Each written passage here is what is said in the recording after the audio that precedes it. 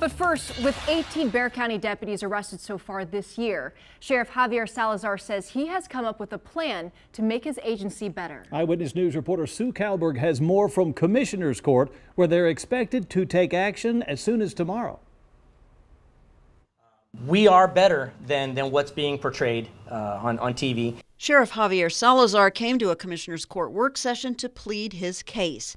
He says changes must be made to stop the rash of deputy arrests. He has 3 ideas, but they take money. And a psychologist is going to help us out with making sure that we get the best of the best, the applicants.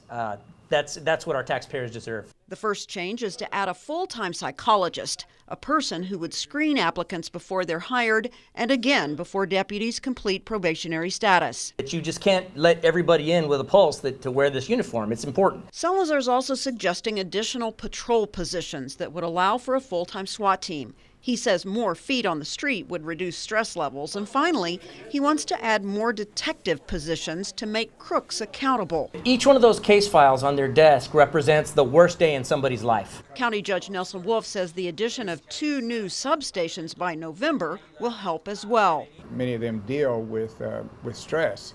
Commissioners are expected to approve the plan Tuesday. The sheriff says he's anxious to make change.